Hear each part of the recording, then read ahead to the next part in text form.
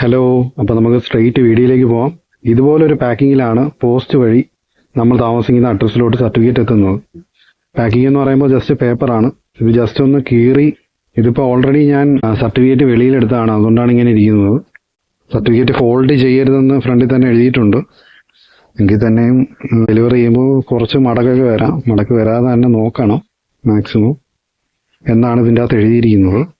അപ്പോൾ അൺബോക്സ് ചെയ്ത് കഴിയുമ്പോൾ നമുക്ക് കാണാൻ പറ്റുന്നത് ഇങ്ങനൊരു ഫ്രണ്ട് കവറാണ്. ഒരു ഡാർക്ക് ബ്ലൂ ബാക്ക്ഗ്രൗണ്ടിൽ K2ൻ്റെ ലോഗോ ഗോൾഡ് കളറിലായിട്ട് വരുന്നുണ്ട്. അതിൻ്റെ താഴെയായിട്ട് K2ൻ്റെ ഫുൾ ഫോം വരുന്നുണ്ട്. അതിൻ്റെ തൊട്ട് താഴെയായിട്ട് K2ൻ്റെ അഡ്രസ്സും ഉണ്ട്. ഇനി ജസ്റ്റ് നമ്മൾ ഇത് തുറന്നു കഴിഞ്ഞാൽ നമുക്ക് സർട്ടിഫിക്കറ്റ് കാണാം. അപ്പോൾ ഇതാണ് നമ്മൾ കേരളത്തിൽ ബിടെക് അല്ലെങ്കിൽ എൻജിനീയറിംഗ് കംപ്ലീറ്റ് ചെയ്ത് കഴിഞ്ഞാൽ നമുക്ക് കിട്ടുന്ന സർട്ടിഫിക്കറ്റ്.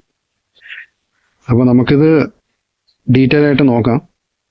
അപ്പോൾ K2ൻ്റെ ലോഗോ ഉണ്ട് ടോപ്പിലായിട്ട്, അതിൻ്റെ തൊട്ട് താഴെ K2ൻ്റെ ഫുൾ ഫോം ഉണ്ട്, റൈറ്റ് സൈഡിലായിട്ട് ഫോട്ടോ ഉണ്ട്, പിന്നെ താഴെ അതിൻ്റെ തൊട്ട് താഴെയായിട്ട് candidate BTech complete student BTech complete ചെയ്തിരിക്കുന്നു എന്നുള്ള വേർഡിങ്സ് കൊടുത്തിട്ടുണ്ട്.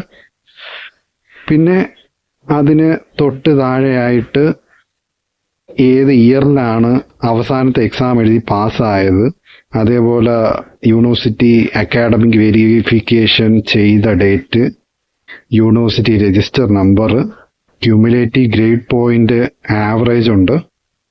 അതിന് തൊട്ട് താഴെയായിട്ട് ഒരു ഗ്രീൻ ടിക്കുണ്ട്, വൈസ് ചാൻസലറിന്റെ സൈൻ ഉണ്ട്. ഇതൊക്കെ വെരിഫിക്കേഷൻ പർപ്പസിന് വേണ്ടി മാത്രമാണ് ഈ സൈനും കാര്യങ്ങളും ഒക്കെ. പിന്നെ ഒറിജിനൽ ആണെന്ന് കാണിക്കാൻ വേണ്ടി ഒരു സ്റ്റിക്കർ കൊടുത്തിട്ടുണ്ട്. അതിങ്ങനെ വെച്ച് നോക്കി കഴിഞ്ഞാൽ അങ്ങോട്ടും ഇങ്ങോട്ടും വെച്ച് നോക്കി കഴിഞ്ഞാൽ അതിങ്ങനെ തിളങ്ങും. പിന്നെ നമ്മൾ തിരിച്ചു നോക്കി കഴിഞ്ഞാൽ അവിടെ ഒരു അവിടെ ഒരു നമ്പർ കാണാം. പിന്നെ ഒരു ബാർകോഡ്.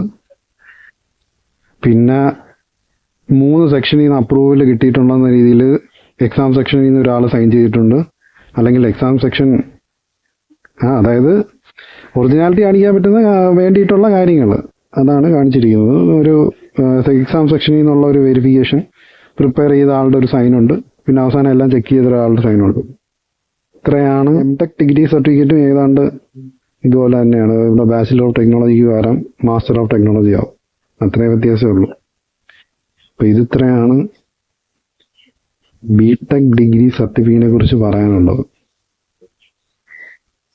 അപ്പോൾ അടുത്ത വീഡിയോയിൽ കാണുന്നവരെ ബൈ.